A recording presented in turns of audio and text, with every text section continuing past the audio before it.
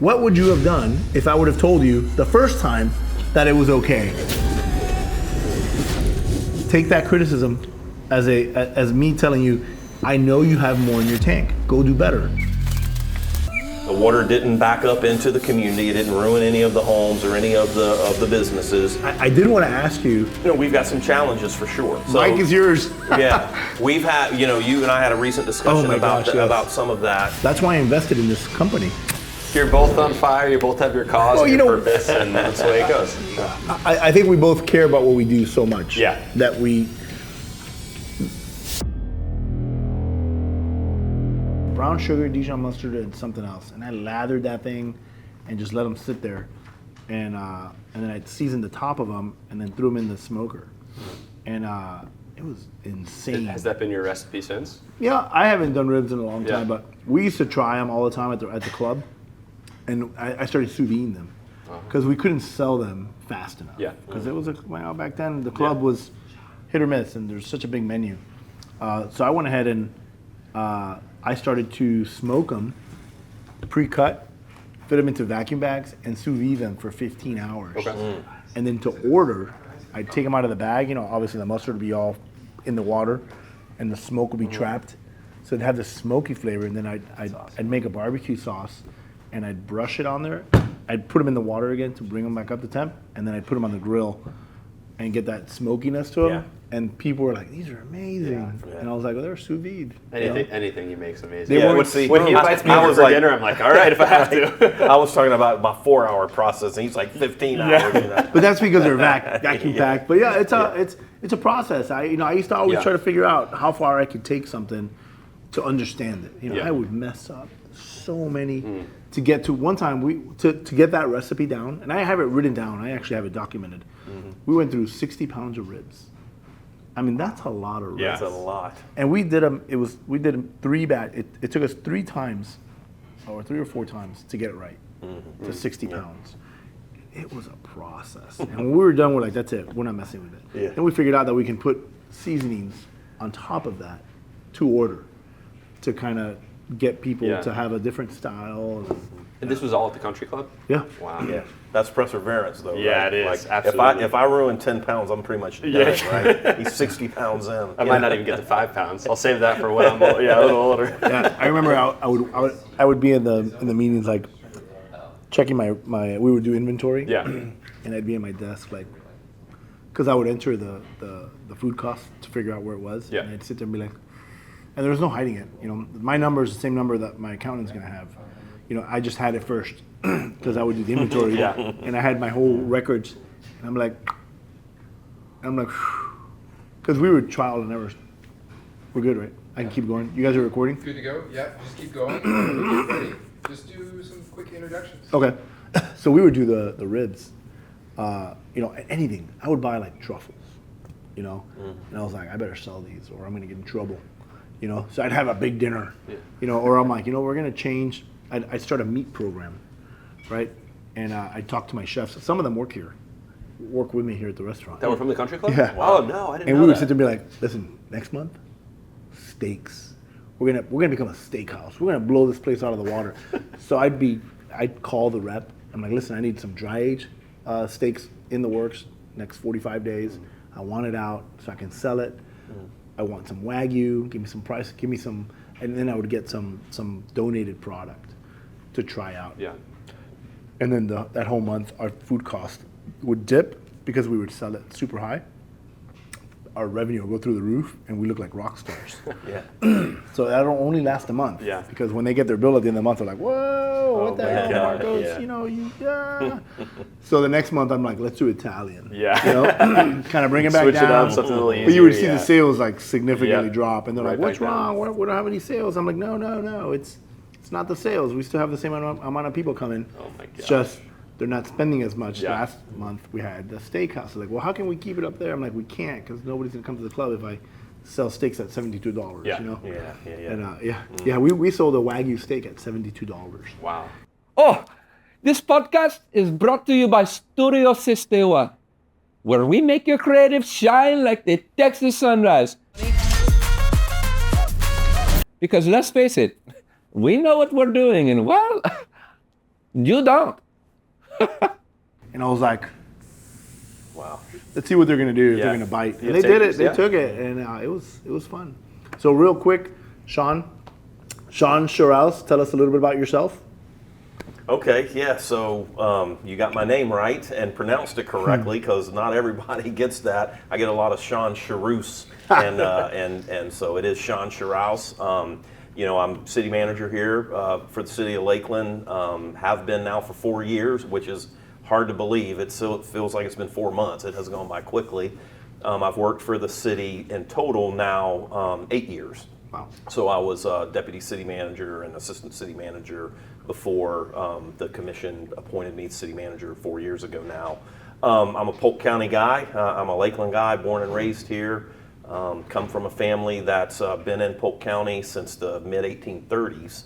Long history, Sherrouse Road up in North Lakeland, Bethel Baptist Church, and so I'm very proud of that. I'm not like most city managers. They will fly into a community where they're going to serve and spend their time there, and when they're done, they fly back to where they came from.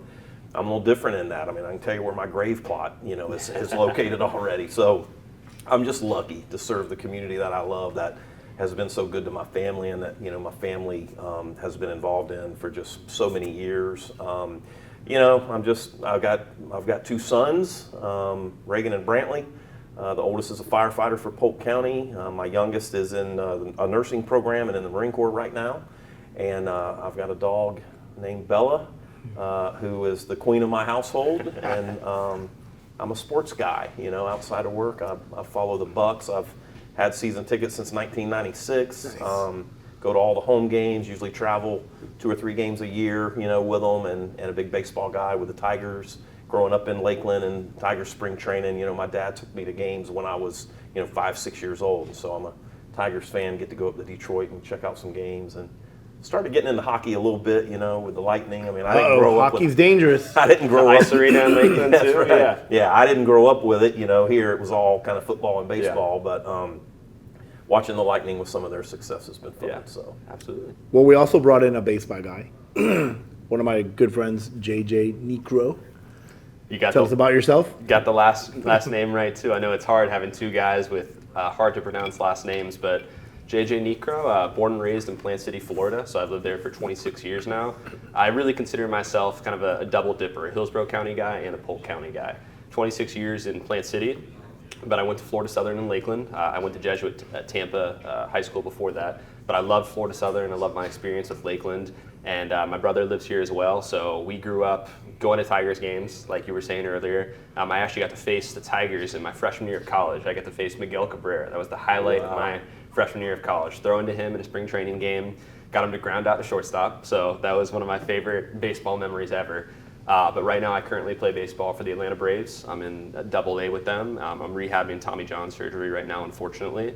But it's been a cool path to be home, to get back on the road to recovery, and to go from there to see what the future holds. But through and through, love Polk County and love Central Florida, and I'll be born here. I know I'll die here too. So it's just a blast to be here and to be with such great men in Lakeland. yeah, that's awesome. Wow. I got to ask, so you played Little League ball in Plant City? Played Little League in Plant City, and my dad, Joe Niekro, was my Little League coach. So it was weird having so many people come up for autographs during practice for my dad. Yeah. And my mom always tells this story that I was in either 1st or 2nd grade, and I walked up to someone else's kid, because my dad played Major League Baseball for 21 years. He's the Astros all-time win leader. My uncle is a Hall of Famer with the Atlanta Braves, and my brother played with the Giants. He hit 3-hole, and Barry Bonds hit right behind him. So I walked into St. Stephen's, where I went to elementary school, and I started asking kids what team their dad played for, because I thought everyone played baseball, because my whole family was playing baseball. But everyone would come up and just ask my dad for autographs, my uncle for autographs. The cool thing was, though, they were the nicest guys ever in the room. You wouldn't even know that they were baseball players. My uncle always said he wanted to be a Hall of Fame person over a Hall of Fame player. He'd take that any day of the week. And my dad, unfortunately, passed away when I was 8. It was a brain aneurysm, freak accident, but I've had so many incredible father figures like Marcos step into my life and teach me maybe how to cook a little bit. Nowhere near where he is, but just to have that fraternity and the friendship, and to have events like these where you feel like you have kind of a dad looking down on you, and have that integrated with baseball, with the great culinary aspect of it we have here in Lakeland. Just great friends overall. That's great, and that's a great testimony, to Marcos and that mentorship role. So I'm curious because we may have more in common now that we're talking a little bit more. So when you were playing in Plant City, did you play with a young lady that Joe taught her how Chelsea to throw? Baker, yeah. Chelsea Baker. So I umpired a lot of your baseball games when you guys were playing, both in games in Plant City and some tournaments over here in the Lakeland area. I played baseball in high school, in Auburndale High School, just right next door. Wait. What position did you play? Catcher. And so I was fortunate. I played in Auburndale in the 87 through 89. 87, we went to the state championship game. Wow. And lost to Fort Lauderdale in the final game there. So after that, went in the Marine Corps. Continued kind of playing some while I was in the Marine Corps. But then when I came back home and had my sons, I was the president of Auburndale Little League Baseball for 5 years. Got into umpiring. Actually did the Little League Junior World Series in Greenville, South Carolina in 2011 on that umpiring crew. Wow. But when you started talking, and based on kind of what I was guessing your age to be, I remember Chelsea. Yep. I remember her dad who looked like Hulk Hogan. Hulk Hogan, every single time, man. That's him. Yeah. We always talked about how bad Chelsea the umpires were back then. They were awful. Wait. What's Chelsea's last name? Baker. So my Is dad. she married to Jeff Donaldson? I don't know. I haven't kept their contact with her. But my dad, it's obviously the knuckleball is a unique pitch to begin with. There's only a few people that throw it in baseball right now. There's one guy in the Padres that's throwing it. But he taught her growing up because all the boys would be over there tackling each other, wanting to do all these crazy things. And she was just kind of a little more receptive, a little more quiet because she was only growing the team. Taught her the knuckleball, and then ESPN actually came to my house when I was like 7 or 8 years old to interview about Chelsea. And I felt bad because I was pitching well too, but I wasn't getting any credit. But she deserved all the credit though. She was an awesome pitcher, and I haven't talked to her in a couple of years, but I know she was awesome when we were playing and growing up together. I think she went to Durant High School after. And didn't she end up playing some baseball, or was on the team, I believe, at Durant? I think for a on the little bit? team at Durant. I know she threw like batting practice to the Rays one day or something like that. I saw that in a highlight. But after that, I think she may have went to Florida Atlantic just to be just for undergraduate school. So I haven't kept contact with her in years, but it was cool to see my dad's legacy lived on because that was after he had passed away. So it was really cool. Well, and I don't know what ended up happening, but Marcos, at one point in time, there was even some discussions about a potential movie about that relationship and with her being, because there was also a lot of pressure, I remember, when she got into high school because, everybody thought, well, she should switch over to, female softball.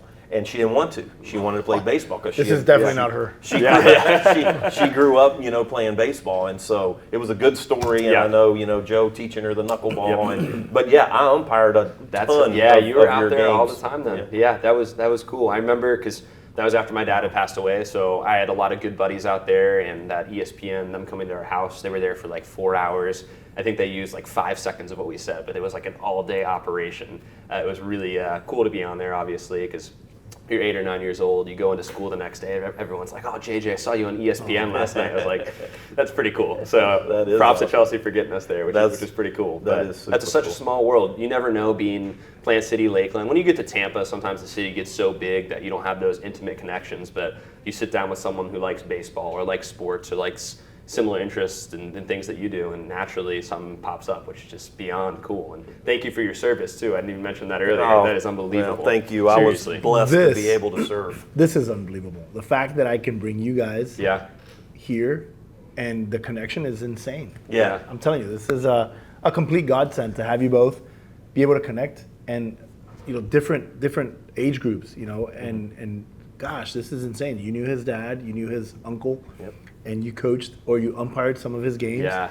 Is that what you thought of earlier when you said you had some stories? Well, that was one of the stories. I was trying to place if that's if you were. That was me. That was me. And then the other story that I have with Phil and Joe. When I was a kid, I wasn't even a teenager. I was maybe 10 years old. I have a brother. We both were ball players and both played over in Auburndale. And we were kids. I was 10. My brother was probably 7. we had gone over to the Strawberry Festival. Back then, it was the Oak Ridge Boys were the big country act, and so my dad had gotten seats, and we were kind of up in the reserve section. Oh my gosh! And at that time, the Big League Chew, the baseball, the bubble gum that's in like I remember that little the tobacco pouch looking You sit thing. there and look like you would be that, chewing. That had just come out. And so my brother and I had a pouch of it, and we were passing it back and forth. And there were people sitting in front of us, and one of the guys turned around and said, "Hey boys, is that new bubble gum that looks like chewing tobacco?" And we were saying, "Yeah," And he said, "Can I see that? I want to show my brother." So we handed him the pouch, and he was showing his brother, and we're just sitting there, and he gives us the pouch back, and we're sitting there waiting for the show. Well, the next thing we know, we start seeing people walking up asking for autographs.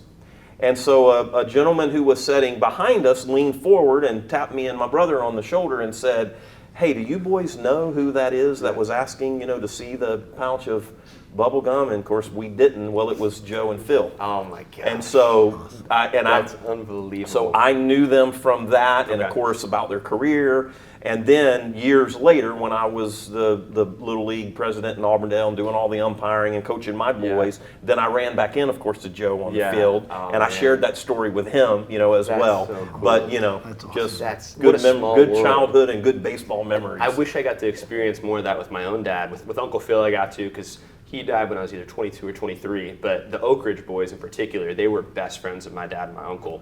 I don't recall how they met exactly, because they're, I think, 70s, 80s, they just stopped touring actually. They played the Strawberry Festival in Plant City for 43 or 44 years in a row. They were on the opening acts day after day, or year after year.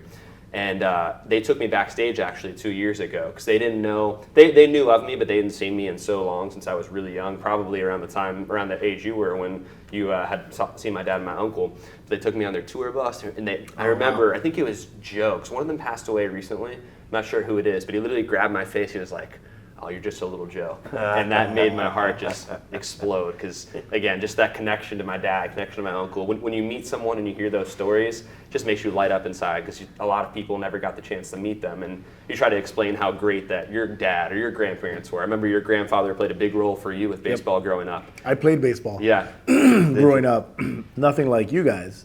I was a catcher. Okay. And my following year, I was like, you know what? I want to try out for pitcher. And I asked the coach, I said, "Hey coach, can I try out for pitcher?" And he laughed at me. He said, "Ha, never." And I was like, "What?" So that entire summer, I didn't have, my dad wasn't around much. My grandfather lived in his house, and it was just my mom taking care of us. And I went to the library and got a little book on how to be a pitcher. I mean, it was a little paperback book as big as this notepad. And I'm opening it up, and I'm counting the paces, and I'm going to go step by step. And I sat in my backyard, counted the paces. I took a big plywood board, drew the catcher. I sat next to it, and I drew the little height, so I knew how high he had to be. And, and so I drew a catcher's mitt and, a little face. Oh and, my God. I had a little home plate that I made, and I put it in front of there. I counted my paces. I didn't have all the resources, but I did have a bucket of balls. And I sat there in my little mound that I created in my backyard and started throwing the ball over and over and over and over and try to become a pitcher. And I would look at the little book and try to look at the highlights and figure, and I'm like, a balk. What's a balk? Yeah, right. And I'd sit there and practice, and then that next season I went up to my coach. I said, "Coach, I want to try out for a pitcher." And he's like, "Whatever. Sure, come on up." He's like, "You're a catcher." I was like, "I know, but I want to pitch." And I got there and I started pitching, and he was like, "Huh, somebody's been practicing." And I got really good. Good. And I was like super good. What I didn't realize that I'd gotten really good at front pitching, when you don't have a batter on base, and I never practiced side pitching. At the stretch, Stretch. Yeah. And I sucked at the stretch. So I went back home because I was so in my head that I started practicing the stretch. And I practiced and practiced and practiced. And next thing you know, I was a starting pitcher for our little league team. And my grandfather, I told JJ this, my grandfather would come pick me up. So nobody would come to the games. I remember I had a young friend named Calvin, and he was my catcher, and he was a terrible catcher at the time. And I was 11 years old, and I'm telling this guy's parents, and I can just imagine my son going up to somebody's parent, a kid's parent, saying, "Hey, can we go practice to make your son better?"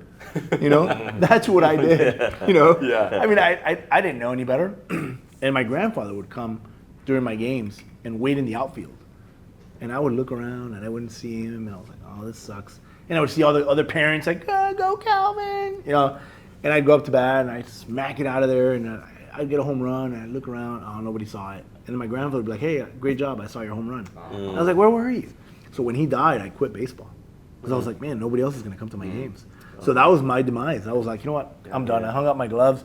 I tried to go back to high school and try out for the team. And I'd just been so rusty. I hadn't practiced, and that was it. I gave it up. I went through a period like that after my dad died too, because when you're 8, it was just my dad, my mom, and me at home. And my brother kind of did the same thing because he was in the big leagues. And when your dad dies, your lifeline to baseball, you definitely lose your identity for a little bit. You feel like, oh, no one's going to be watching you. It's hard to put my mom with all the responsibility of taking me to practice, taking me to games. So for 2 years or a year and a half, I just felt distance. Then slowly I kind of got drawn back in, and it was a really beautiful experience. And it was a little bit of a younger age for me. But as you were speaking, it reminded me of how you started your restaurant. Just that bare bones, I'm going to go home, perfect every little detail. And just to hear the stories of you starting from really nothing with it, it brought up a lot of parallels, which is really cool. I mean, that's basically what I've done throughout my whole career. Like, if I want something, I like, just this weekend, I went fishing. Who likes fishing? You guys like fishing? Yeah, fishing. I love fishing. So for the last 2 weeks, we've been putting fresh fish on the menu that we've been catching. Oh, wow. Oh, it's a fish you guys have been catching? Yeah, I saw your Facebook where you put it on there. That's We've been awesome. catching all this fresh fish. Wow. Where have you been going? Out in the of? Gulf. Okay. And I'm going on Saturday. Do you get a charter out there? One of my friends is a captain, and he charters. Okay. And I go with him. I take some so of my cool. staff Oh, as a thank you for all their hard work. I took 2 of my guys, one of my chefs and one of our bar managers. I took them out there to go fishing. We had a blast. That's awesome. Okay. But I got defeated. We were on a wreck, and I brought up 2 cobias, about 3.5, 4 feet big cobias that we're actually serving right now. Wow. After that, I had 5 fish that were almost the same size that got away. And I was so mad. And the captain's like, your technique's wrong. And I'm like, what do you mean my technique's wrong? So this is my weakest arm from, when I work out with Bob. This is my hardest arm because I had an injury and it's all torn. So working out, it's like kind of weak. And I'm holding the rod with this arm, my weakest arm, and I'm reeling with my strongest arm instead of the other way around. Yeah. And captain's like, nope, you can't. I'm like, somebody else has to help me. He's, nope, nobody can help you. He's like, because your technique is wrong. And the whole day on the boat, I missed 4 big fish or 5 fish, and he kept on saying my technique was wrong. So when we were on the way back, we're an hour and a half on the boat. I'm like, okay, so what the heck am I doing wrong? Tell me this technique. He's like, you gotta spread out your hips and you gotta lean into it, and it's this motion, not this motion. And I'm like, well, why didn't you tell me that when I was fishing? He goes, I was, you just weren't listening. And my pole's going this way, the fish, I'm like, it's going under the boat. I'm freaking out.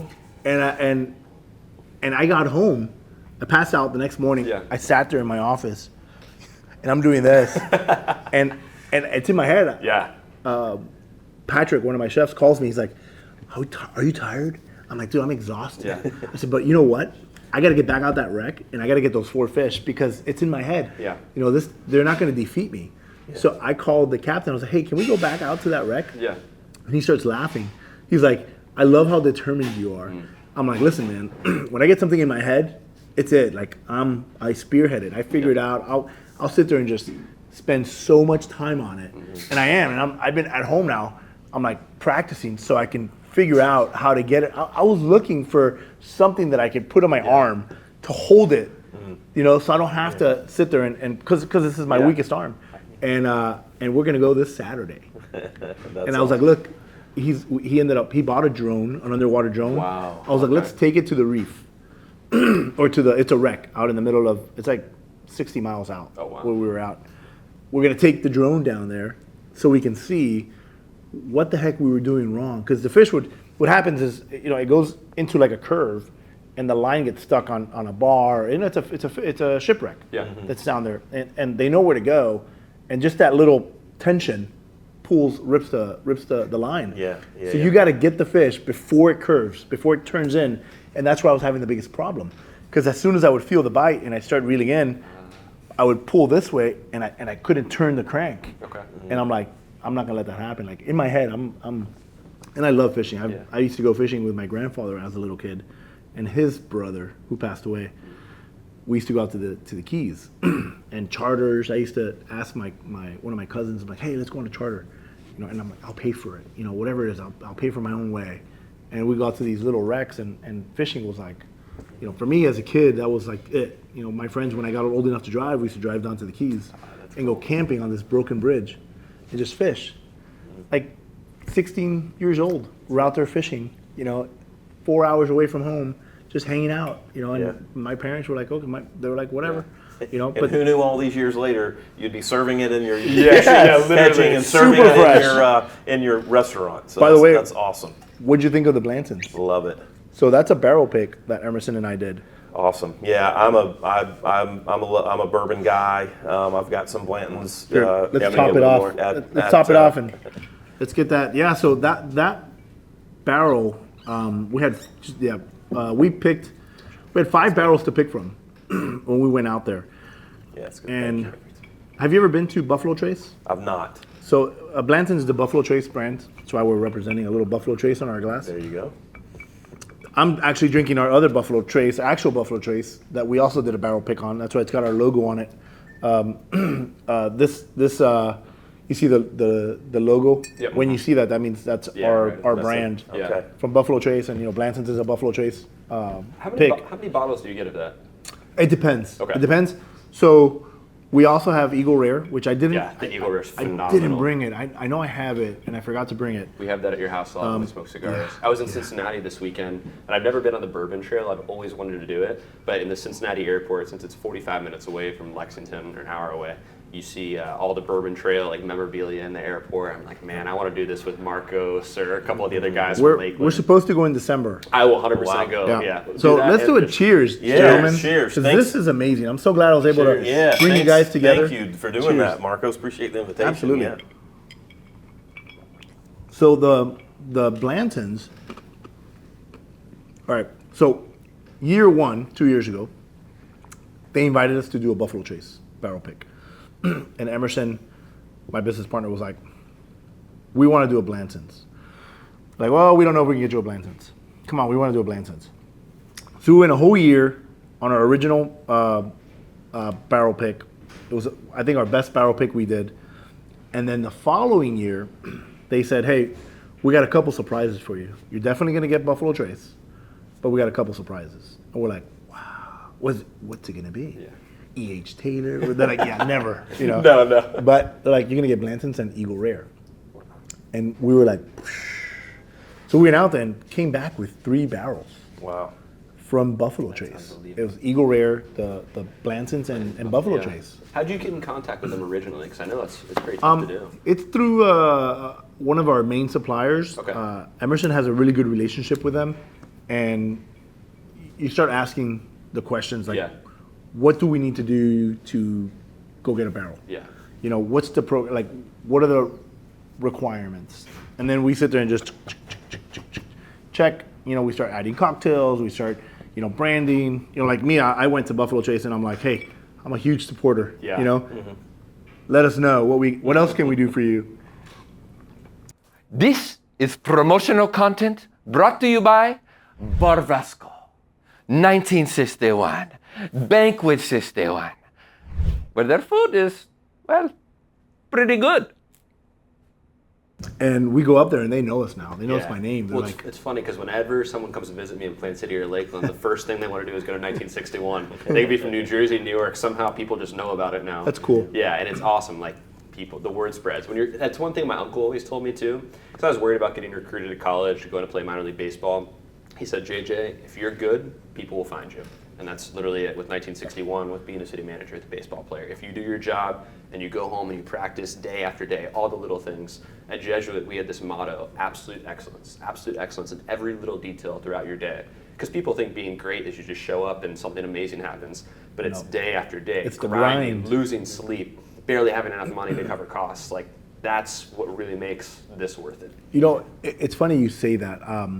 I've ran into a lot of chefs and restaurateurs or people that want to be restaurateurs, and I can tell you quickly when I feel like they're not going to really excel. You know, and it's usually when they come up to me, they're like, well, I don't want to work a whole lot. I just want to start this brand and then walk away. And I'm like, that's very unrealistic. You know, it's hard to walk away from, you know, that's a pipe dream. You know, it's not like you're building a cookie and selling the recipe. Yeah, it's not cookie cutter. Yeah. No, you're starting a restaurant. And I tell people all the time, like, you know, it's so hard, the dynamic of building a restaurant. And it's everything that you say, and it's just like baseball, and it's, you know, city manager. Marines, I know you learn more about than we can ever imagine. Yeah. There's no quitting. Semper Fi. Yeah, that's right. Yeah. But you know, and it's that, it's the ones that focus and ultra focus and never give up. You know, you never settle for it was okay. You know, and I tell that to my chefs all the time. You know, they'll give me a recipe and they're like, "Hey, chef, try this. This is amazing." And I'm like, I mean, it's okay. You know, I'm not gonna lie to you, and then get mad. And I said, look, why don't you try it again? And they get so upset. They're like, it was great. You never like anything I do. But they go back and they remake it, and it's amazing. And I said, now tell me, what would you have done if I would have told you the first time that it was okay? Yeah. Would you have been able to create this next? No. So take that criticism as me telling you, I know you have more in your tank. Go do better. Yeah. And they do. And we've been able to build a brand that way by never accepting less than what you can perform or produce. And it's a hard thing to do. I don't think a lot of people understand. And like I said, building a restaurant, when people come up to me, they're like, yeah, I'm gonna build this thing, and I don't want to work a lot because I've got a family. And I was like, shoot, well, you know, I've got a family. I've got 2 kids. I've got a wife. I mean, I've got a busy schedule. And there were times when I was building 1961 that I wouldn't even see my kids for days. I would see them asleep. I'd come home and they'd be asleep, and I'd leave and they'd be asleep. Because your wife's so awesome too, Monica. Yeah, my wife, she the best. is, I mean, I could have never done it without her. Yeah. She has been in my corner since day one, and I remember when we first got together, you know, we've been together 20 years. We'll be married 19. So it's pretty close, and it wasn't that we had Lucas that we got married so fast, because we didn't have Lucas for 5 years later. When you know, you know. And I met my wife. Her best friend's husband was one of my chefs at a restaurant I used to work for. He's like, you got to meet this girl, and I was like, I don't want to meet anybody. You know, I'm just focused on my career. And they're like, no, she's perfect for you. You're gonna love her. And I was like, yeah, whatever. So I meet her, and my wife's the polar opposite of me. You know that. She's very quiet. Yeah. She's very reserved. I'm very boisterous. Much sweeter, much nicer than Way. yours. She's prettier. She's nicer. Is that the opposites attract kind of thing? Is that Completely. what? And we fell in love like that. I mean, it was literally, she was here on a vacation from Peru, and 2 weeks later, she went back. I don't even think it was 2 weeks, and it was love. And I would fly to Peru every other month, and she would come to Fort Lauderdale. I was in Boca at the time, and we would do that every other month. And when I moved to Jacksonville with the company to open up another restaurant for them, I proposed to her. And then I had to fly to Peru and ask for her parents' blessing and her hand in marriage. And that was the most awkward thing I ever did. Because normally you would go with your mom or your dad, and neither of them came. My mom penned a letter, you know, kind of, introducing herself and kind of giving her blessing. And I show up and I'm in a suit and I'm like, here you go. This is from my mom. Hola, soy Marcos, you know. And you know, her dad got all teary-eyed, and it was a very tense moment. But I was like, this is it. This is real. And 20 years later, we're still together having a blast. It's been amazing. It's been a lot of fun. She's been very supportive. I remember telling her, listen, I work when people are home, and I work when people are out having a good time. I work during holidays. So if you can accept that, and she did. I mean, she's been my biggest fan. I remember we had nothing when we first married. She wasn't working yet. She didn't have her work visa. And she would help me make food at the house. Wow. And I was selling. We were doing caterings from our little apartment that we had saved for and bought. And I would take her to all these caterings, and she's there pouring wine. She didn't even know how to pour. She grabbed the wine. She was pouring. I'm like, no, grab it like this. And she's like, you're not leaving, are you? I'm like, no, I'll be right back. And I walked away, and she's like, don't leave. And she's pouring wine for all these people. She had no idea. She's completely the opposite of me. I can talk to anybody. And she's over there like, and but so supportive throughout the years, that when I was able to open 1961, she's like, whatever you need. And she was, there were times that I couldn't pay myself, so I could pay my staff, because when we first opened, we were broke. I mean, we opened with zero in the bank. And people don't understand that. People don't realize that, we didn't have money to start. We took a tiny little loan, and I built the locker system, and, just that grit of work hard and persevere, and that, and that's how I met Emerson. He came in to apply for a job, and he came in for dinner, and I hired him on the spot, and then he left to go work at Post 09. and Post 09 went up and went out, and that's how I ended up downtown when my friends bought the building. They're like, look, we'll buy it if you want to take the first floor. And I was like, whoa. So, I had little humble 17 employees. I was super happy. And now we have 133, and it's been a super blessing to be able to build the restaurant, the banquet space, now the rooftop. And it's one of those fun things, And Shawn, you've been here now 4 years as a city manager. So you've been here as long as I've been around, 8 years, 9 years when I started. So tell me a little bit about what do you see Lakeland? Now we're going back to Lakeland. What do you see Lakeland popping off? I mean, there's so many people moving into this town. How crazy is that? The growth, the restaurants, the vibe, downtown. Well, first of all, it sounds like you're very blessed with your wife and that story, and then the rest is all about just hard work. Like you talked about, just kind of perfecting your craft, right? From perfecting the baseball, and wanting to be a pitcher, and even the fishing here recently, and even with the folks that work with you that come to you, and you're just trying to press them to perfect their craft and be even better. So it's a similar story. For me, just a long career, and I had an experience, kind of going back to the Marine Corps, and I call this my damn fish story. And during the time that I served, I was in from '89 to '97.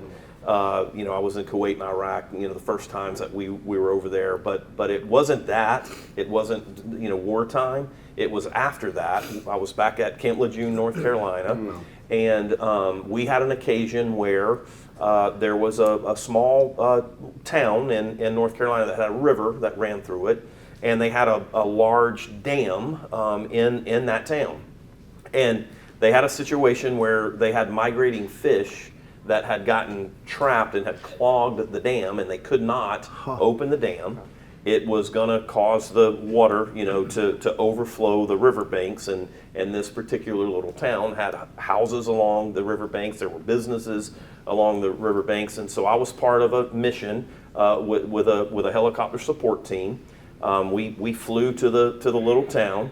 All the Marines that were with us got out in little John boats. We had fish, little nets, hand dipping nets. And above us was the helicopter, a CH-53, one of the larger helicopters, and suspended below that was a big net. And we were netting the fish, throwing them in there, throwing them into the big net that was on, suspended below from the bottom of the helicopter. His fish story is better, by the way. And then the helicopter would fly them to the other side of the dam and release them. And we did that until we removed enough of the fish that they could open the dam. Wow. The water didn't back up into the community. It didn't ruin any of the homes or any of the businesses. And we returned back to Camp Lejeune. Well, it was probably a couple months later. We got invited to go back to that town because they were having a celebration of everything that had occurred, and they wanted to thank Thank you us. guys. And so we flew back on a helicopter. The governor of North Carolina was there. Wow. Believe it or not, the big celebration was a fish fry, which was appropriate.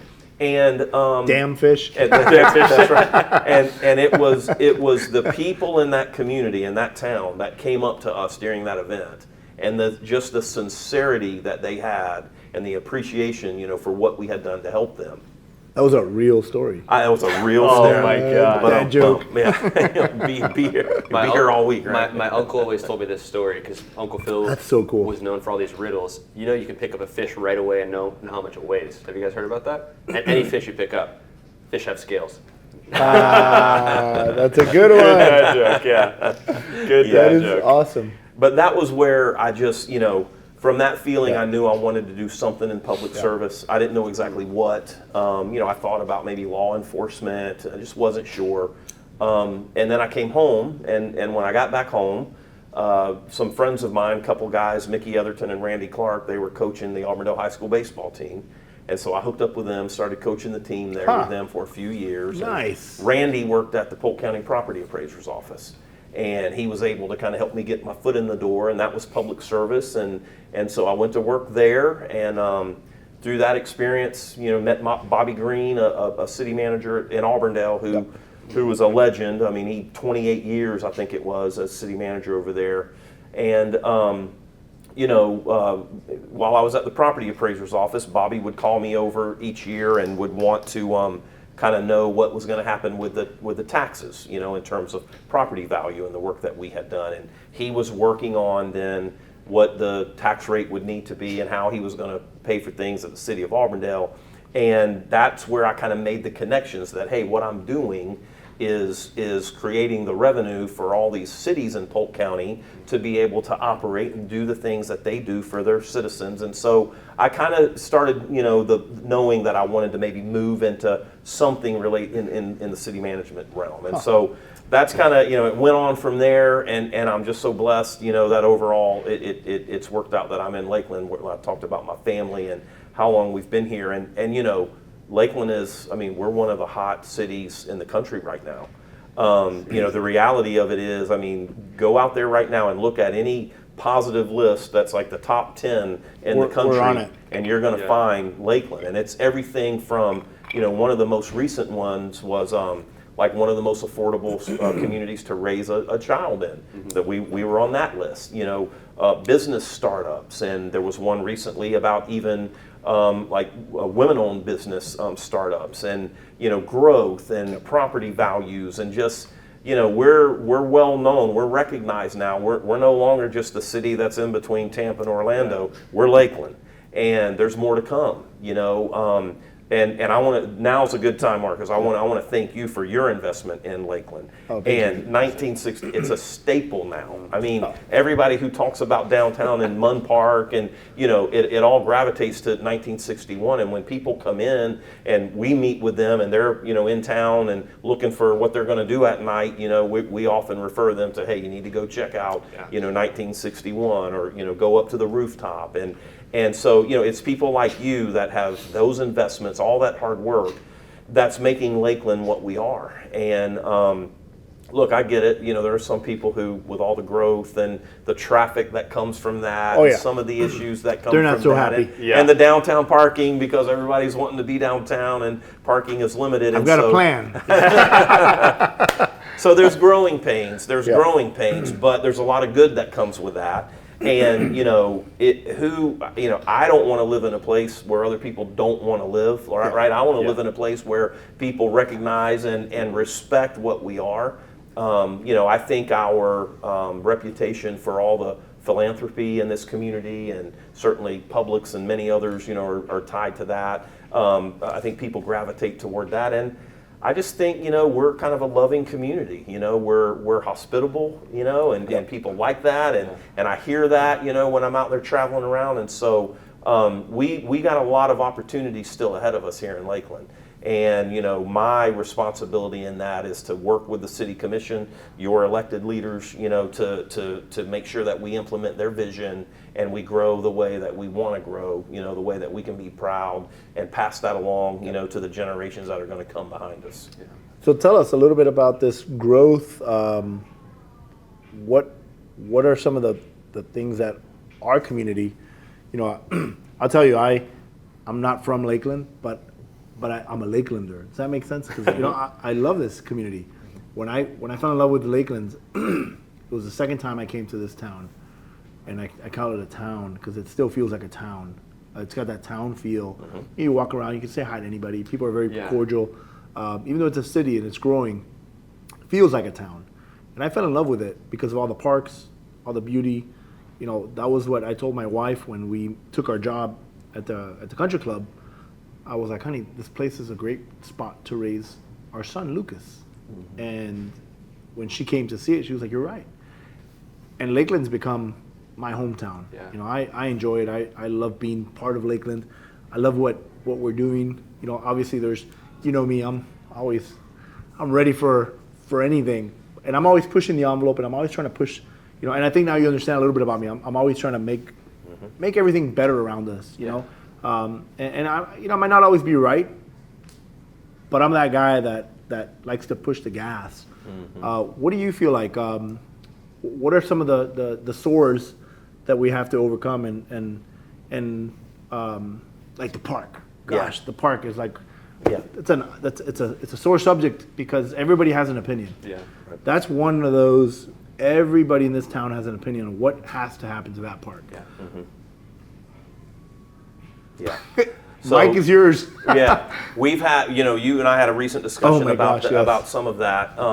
We've got some challenges for sure. The homelessness. By the way, you ready to go to Peru? Yes, I am. I'm serious. Would love to go. I'm a big traveler. October. So. I'm going in October. Can you go? When in October? For my birthday. Which is when? Because mine's October 5th. October 11. I leave the 9th. So then I won't be able to go because my best friend. Back to baseball. Yeah. My best friend. We've been best friends since middle school. No, David Clark. We played little league ball together. Played high school ball together. My birthday's October 5th, his is October 10th. Okay. And so 11. This year, the week of our birthday, the Bucks play in New Orleans. So Dave and I and a bunch of other friends are all going out to New Orleans that weekend for the Bucks game. That's and just awesome. Kind of a birthday celebration. Cool. So, we might cancel our trip because my son was like, I don't want to miss my tournament. Okay. We didn't know we had a tournament. In my defense, the tournament just got added to our season. He plays for the Tropics. Yeah. And travel. And we just found out that we have a tournament that weekend. And I'm like, oh. So luckily I got the insurance on the flights and everything. I always do that. Yeah. You never know with the restaurant what the heck can happen. So it's up to my wife if she wants to move it. So we might move it to November. But we got to go. I'd love to. So tell me. Love to travel. What are your thoughts on this park? I know we've approved on some drawing that I'm sure can get changed. Certainly. Everything has wiggle room. Yeah, and so there is some confusion in that. And so no way. Going back to the last... Not in Lakeland. Going back to our last strategic planning public meetings that we had, a lot of people saw where we had worked with a consultant, and the consultant come forward with concepts. And that's where there's some confusion. There's a lot of people who think that what they saw is what it's actually going to end up being. That's a very good point because you're right. Yeah. The social media takes over. Can you believe what they're going to do with that park? Destroys everything. There's always a different narrative interjected. And if I may interrupt, I just want to say thank you to both of you guys for the extreme transformation of Lakeland in the past couple of years. And you remarked something really beautiful, that Lakeland still has this town feel. Yep. I was recently in Charleston and Savannah, and those two southern cities are known to have their charm. Like you go up to Boston and New York and those bigger cities, and sometimes you lose the feel of everyone kind of knowing everyone. But you go in Lakeland, you have South Florida, you have some of the cobblestone streets, you have downtown, you have 1961. And whenever I go to 1961, the waitresses, the waiters, the managers know me. They're like, oh, JJ, how are you doing? It's great to see you. There's this intimate feeling that Lakeland may have 120, 130,000 people, but it still feels like small town USA. And it's so cool because you lose that in so many other aspects of the country. And growing up, when I was in Plant City, going to Florida Southern, we didn't have this downtown as big as it is now. You didn't have all these great restaurants, these great elements of culture. I love coffee. There's a ton of great coffee shops in Lakeland. There's a ton of great places just to meet and hang out. Every Sunday after church, I go to 1961. That's our routine. We have our brunch. I know exactly what I want. And it's cool because that's We're changing it, by the way. Okay, that's fine. I'll still be going. But I have For the better. I have the same waiters, same waitresses, and they get to know you, and there's just this cool relationship that you get to develop. In bigger cities, you lose that, but Lakeland has the best of both worlds. And thank you for all the work you've done in Lakeland. I know there's many things that people remark on and people may even complain about because you have a tough job of having to listen to them. But it's been so cool to see that development, and I just thank you guys for the beautiful area that Lakeland's kind of grown up to be. I would love to live here one day too, kind of throw away my Hillsborough County status and move back into the 863 in Polk County. Well, thank you, JJ, for saying that. And you touched on it. I think the culture is what we have to protect. We're fortunate that we have a very diverse community, and so we benefit from that. And certainly, Marcos, with your background and being a part of that, and that's what we have to expand on, right? Yeah. Like we need to represent the community that lives here, and that is a diverse community. And then there are the challenges. So there's some opportunities ahead of us. Not all that I can talk about tonight, but on the homelessness front, we've got some opportunities that are going to come up that will help in terms of some of the issues that we deal with in the downtown. But back to what people saw were concepts. So the next step in that is to do an actual, work with engineers and consultants to do an actual, physical engineered plan for what it would in fact look like. And that's kind of the next step. It will be based on some of those same concepts, but not identical to what everybody saw. We don't have the funding in place to revitalize the park. Will LEDC be something that you can use for funding, or is it? There's various opportunities, even from the city. We've got some properties that we're going to divest ourselves of at some point in time, and I don't think we're too far off from that. And my hope, which I can only recommend this to the commission, but my hope is that when we do divest ourselves of those properties for other developments that can happen on those now presently city-owned properties, I'd like to take that. Seriously. Sorry. I'd like to take He's like, that. don't put me on the spot. We have those ideas just from that work ethic. Sorry. Yeah. I'd like to take some of that funding and use toward what we would like to do to revitalize the park. Now look, not everybody likes the concepts of the park. There's still a lot of people who would like it to be a very passive park like it is today. I mean, today there's really not a lot to do over there unless the market's going on, the farmer's market, or and it's passive. So part of what you saw in those concepts were things that would bring people down to be more active. So like the idea of a small, dog park, maybe in the corner that's away from the restaurants, that will draw people down who socially interact when they're there. We see that at our dog parks now. Maybe a small water feature where families would come down, and when, with all the hot temperatures, the kids can play in the little, splash fountain features. Things like that's more active. There's a lot of people who just historically would like to see it remain a more passive park, but that's not working for us. The passiveness is part of the problem. So we want to design something that will bring activity, will bring people to it, and that's what we need to try to accomplish. We got to go to Peru. Well, I shared a spot with him in Peru that was barren, Okay. and the city in Lima redeveloped it and called it Refuge, or Refugio. And you go in there and it's so lively. I mean, it was in the middle of nowhere, and now it's bustling, and it's made very organically. There's things for kids. There's ice cream. There's a bunch of different little Like shops. a marketplace there's a bar. kind of? Yeah, it's crazy because there's no entrance fee, That's cool. but it's kind of half walled in. Yeah. So there's some kind of privacy, and I can envision it right downtown, and just see people just kind of flocking to it because it's exciting. It's food. It's outside. You can have music. The farmers market can attach to it. I mean, there's so much. I mean, downtown is growing. Yeah. But it's also, I feel that there's a growth but a suffocation, because there's like, it wants to grow, but all these perceived limitations. Yeah. You know, parking's one of them. Even though we have tons of parking, people don't want to park. Our parking here is not the issue compared to some bigger cities No, like listen. Tampa. Not at all. So I didn't know. Shawn was shed some light on parking. He was like, you can park at the Summit Building after 5 o'clock. Yep. I'm like, I didn't know that. Yep. We're We're true Lakelanders. You're still new to this. I was kidding. really. Give me my Blanton back. No. So, well, we all know that Yeah. the Main Street parking spot's always free after Yeah. 5 or 3, I think it is, right? 3 or 5. What is it? I can't remember. I think it's 5. But pretty much all the parking spaces are free after 5, I Yeah. think, right? And people are always complaining there's no parking. I'm like, wait a minute. There's parking. There's parking. They just don't want to walk. Just a little bit of a walk. Well, they don't It's want to not walk. bad. Yeah. And I get it when it's raining. When it rains, it sucks. That's one of my biggest reasons why I was talking about the valet. Yeah. But I feel like our own community can suffocate our own growth. Does that make sense? Yeah. You know, we're like, yeah, and they're like, oh, I'm not gonna go there. You know, I can't park in front of there. I'm not going there. You know, And a lot of that's change, right? I mean, the change is difficult. And so even back to kind of the way our parking works now, and how do we maximize and get the biggest benefit? So, things like what's recently been discussed, which is, do we change the fee structure that encourages people to not take up a parking space, all day long? Yep. How do we incentivize parking in the garages versus on the street front, because again, maximizing the spaces that we have available. So it's going to be some of those changes. Some are already in the works.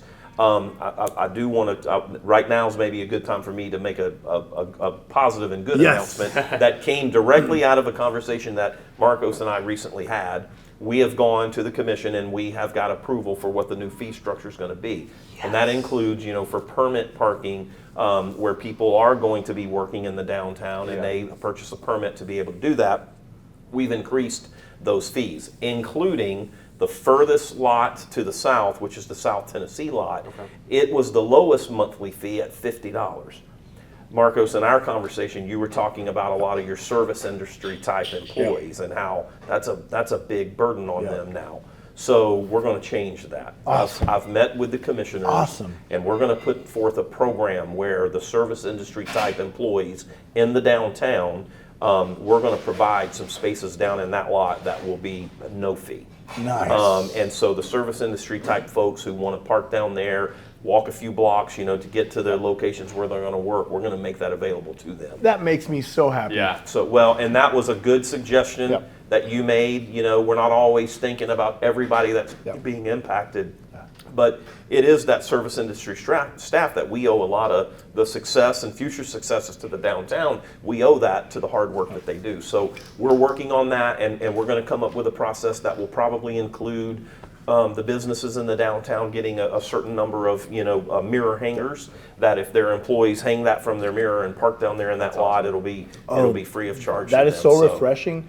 That'll free up a lot of spaces and heartache for some of these guys. That alone is,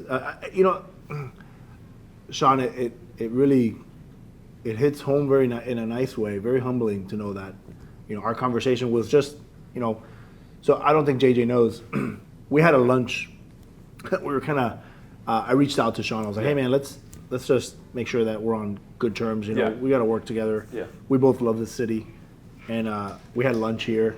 We just started talking, and it was a great time. I really had a good time with, we're not going to talk about the first time we met. We had some disagreements initially when we first met, but we got through all of that. Yeah, we're grown-ups. You're both on fire. You both have your cause and your purpose, and that's the way it goes. I think we both care about what we do so much that we weren't paying attention to each other's our perspectives. Yeah. And then other people got involved and kind of skewed that line. You ever heard, that conversation when you whisper into somebody's ear and by the time it gets over here, you're like, telephone. What? Yeah. Telephone. We used to play all that game all the time. That's exactly what happened. Yeah. And we were both on, we were on the same message, but we heard it differently. Yeah. Because by the time I got it, by the time he got it, we're like, what? And but whatever. Moving forward, that's very humbling to know that, I care about the people that work downtown because I see them day in and day out. You know, I wish I can afford to buy a condo so I can house them because costs are so high.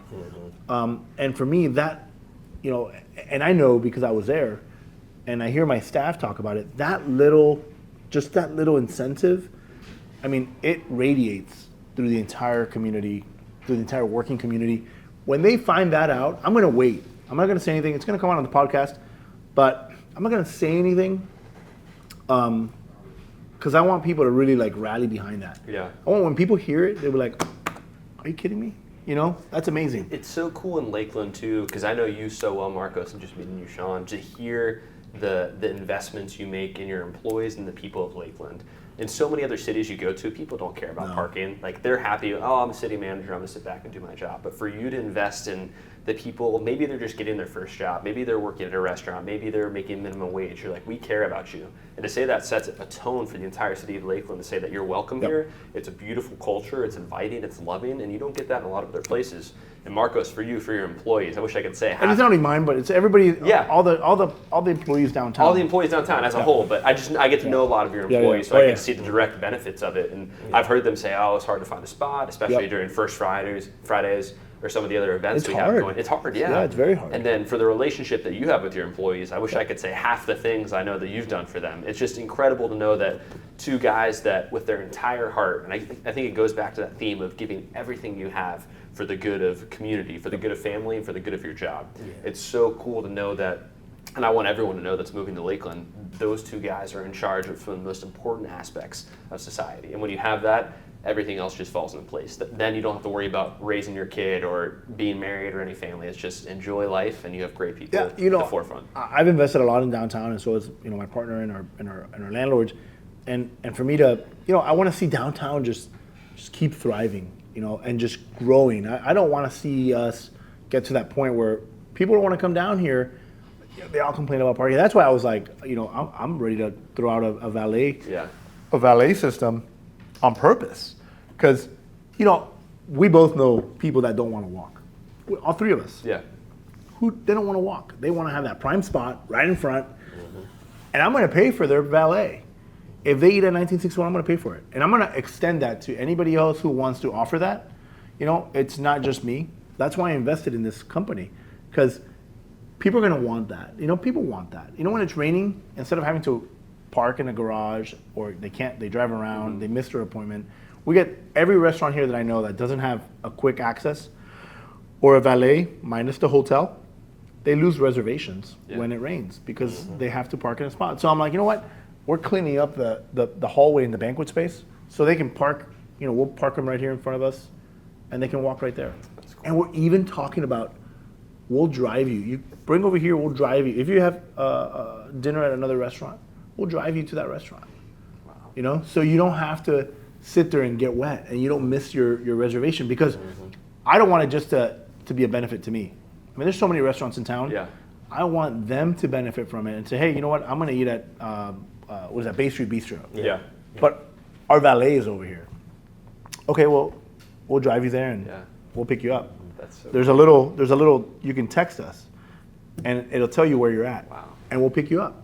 So we're actively trying to make downtown work for us. We have the Squeeze. The Squeeze is a great, I see it, sometimes it's empty, but on the weekends you see it, it goes empty and it comes back full. Yeah. A little pa, pa, pa, pa, pa, pa, pa. So I think it's a benefit. What? I did want to ask you something that is like the most controversial, and you don't have to answer it. Oh, you don't even have to give it. I don't even want your opinion, because I don't want anybody to come down on you for it, because I understand that. The road diet. Like, that is such a source. Listen, I've been on a diet, so I know about diets. Right. For that reason, we don't call it a road diet anymore. Yeah. We call it a lane realignment, because that Oh sounds my better gosh. than people thinking about going on a diet, how difficult that is. Yeah, look, there's a resolve coming there. Unfortunately, that's the city doesn't control that facility. That is a state road. And so we have to work. FDOT. We have to work with FDOT, and we have been for quite some time, and we're getting very close. The problem is, it's going to be such an expensive project. There's going to be so much construction involved that we're still a few years away from that being resolved. there's a plan for what that segment will look like. And there's really two main things that even started the prospect of that project, which is number one, safety. Yeah, because you're driving right by that sidewalk is literally 4 feet. What is it? Well, 3 feet? but yes, and so before we put in kind of those test concrete strips that you see, there was a lot of wrecks in that corridor. Yep. There were a lot of vehicles that ran into businesses, into the front of them, or hit the overhangs off of their building. It was unsafe. The other thing is, in that kind of Dixieland corridor, there's a lot of opportunity to really make that a nice district for shopping and restaurants and the like. Yep. But the way it's been configured up to this point, it just hasn't allowed for that, because like you said, the traffic is right up against the sidewalk. I mean, we have video of people in wheelchairs trying to navigate that, and it's impossible. There's a story that was real of an individual in a wheelchair and was trying to navigate that and ended up falling out of the wheelchair and out into the road, and fortunately, wasn't run over. So the safety aspect of that corridor and what that corridor, can be in terms of a different, environment that will help businesses thrive. That's kind of the end game. Yeah. But it's a very difficult project. There's a lot of tremendously old they can't widen it. infrastructure in there. No, right? Can't widen it. So ultimately, I mean, where things are right now is that it would be a 3-lane scenario that would have traffic each way, and then a center turn lane to be able to get to the streets or the businesses where you need to be. So that's kind of the concept. That will also allow for some expanded and kind of enhanced sidewalk networks along there. Some front yards, we'll call them, for the businesses where they can also expand. So there's a lot Front of yard? kind of front areas, patio areas, Yep. and the like that could develop. Once there's more space out in front because So of it'll that. still remain one lane each way. Right now, that's where it would be. It would be 1 lane each way with a center turn lane. Cool. Yeah, that's a hard. I understand people's frustration on both sides of that. I knew how unsafe it was. Ice. I'm okay for now. Ice? I'll do some alright more. for the Yeah, I moment. can grab it. Okay. Thank you. There you go. You want me to grab it? I remember there was a business there, and this young guy he's autistic, came running out of the door. Wow. Yeah, and he almost got hit by a car because the door literally it opens and the sidewalk is like what is the sidewalk on some of that 3 feet? Yeah. I mean that's Yeah. so unsafe, and cars are literally butting up on it. Like cars would hit the sidewalk, and just the thought of that kid, taking an extra step and just Right. It's kind of the Done. the everyday guy that drives down those roads Yeah. and doesn't know a lot about the city plan. And you can see that maybe it's a little small on some of those sides, but as you were talking about the limitations earlier, especially in Dixieland, I can just envision Lakeland in the future kind of expanding from the downtown with the park and that area. Eventually, when you guys are able to put in the plan that you want in place, it's going to be so beautiful because it is that southern charm of the city. Everything's nice. It's cool when you can walk to everything too, because if you go to 1961 and there's a great place downtown you can walk to before or after, it's really, really nice. There are guys that are riding their bikes. To Florida Southern's right over here. That's where I went to school, so you get to see a lot of students up and down those streets as well. It'll be very cool to see when that is in place. And it's just so tough because of those natural physical limitations that have been in place since the city's so old. And Jeju, those are great points. And so that's the other kind of part about it. When we talk about the expansion that can happen to the businesses in the Dixieland corridor, that really then allows kind of the downtown core to expand more and connect to Dixieland. Now at the same time, we're doing all of the planning for what we call Downtown West, and that is heading over toward the RP Funding Center, up to Bonnet Springs and everything in those different areas. And so we really have an opportunity to grow an expanded kind of downtown core that goes all the way, to Dixieland, that, goes all the way out to Bonnet Springs, that could have connected, trails for bike and pedestrians. And that's kind of the trade-off, kind of back to your question of that lane realignment, not road diet, is that that will give us the ability so to have funny. wider sidewalks and bike paths, so that there's multimodal there. But it comes at the expense of it is going to be one lane each way with the turn lane in the center, and that's where people have been confused about those kind of sidewalk, those raised things that you see, Yeah. and people Those have been like, pimples. what is that? What The is road that? pimple. I had someone told me that they thought it was to keep the water during rain from the tires from splashing up on the windows Oh my of the God. businesses through that corridor. That has always been, those are there just for the test phase that we I've had. done that before when I was younger. Yeah. I used to have a Malibu. Okay. And speaking of which, I remember speeding up to slash Yep. Good. Keep it that way. some kids that were from the rival school. That's awesome. And imagine I had a rust brown Malibu, no AC, no radio, no seatbelts. That's what I drove. It was an old Yeah. 72 Malibu in high school. It was my grandfather's when he passed away. Oh, And people would see that thing, that 350 under the hood, and they would see me coming. They're like, "What?" Freaking out, this big tank, and then I'd catch up to their road and splash it. And they're The like, good old days, right? Now you do that, it's on social media, and you get in trouble right away. No, I feel bad when I see people. Yeah. I'm like, oh man, poor guy. It's but- so cool to think about the future of Lakeland too. Because Yeah. we were talking about obviously Bonnet Springs you mentioned, which was awesome 2 or 3 years ago when it launched, and then the rooftop bar. Like you talk about trying to draw people into Lakeland. I think I've been up there since I've been home 7 or 8, more than 7 or 8 times. We'll say 7 or 8 just to be generous. We won't tell anybody. Yeah. But it's so cool. You mentioned the word organic earlier too. Yeah. Every plant up there is authentic. Every drink up there has this unique presentation. Well, wait. You got to go back. Yeah. Like Bonnet Springs. Bonnet Springs, yeah. Like we gotta like Bonnet Springs to me is an amazing park. It's Unbelievable. free to the public. Yeah. And they're hosting a party. You know about that party to raise money for Bonnet Springs. Oh wow, okay. And we got invited to be part of that. So the proceeds go to the park to raise money to keep the park free. And we gotta. I mean, they spent. I think it was like $40 million on building that park, right, Shawn? Yeah, that was, and again, so Private back to, money. back to that Yeah, philanthropy, private funding. that was all private funded. That was insane. And I don't know if you know my background. I never said this, but when I was becoming a chef, I was apprenticing under a woodworker. He was Dutch, and I was learning carpentry and building furniture for yachts. And he was a retired chef, and that's how I fell in love with food, because I wanted to be an Air Force pilot, and I couldn't because of my eyesight back I then didn't know that. wasn't correctable. It was so bad that when I was going to join the Air Force, go to the academy, they said, you'll never fly, but you can still join. And I said, no, thank you. If I can't fly, I don't want to do it. And it's so true to my personality. Yeah. I'm all or nothing. So he talked about food so much that I would go home and practice on my friends and my girlfriend at the time, and I fell in love with food so much, and I had an affinity for all the wood species that we would use.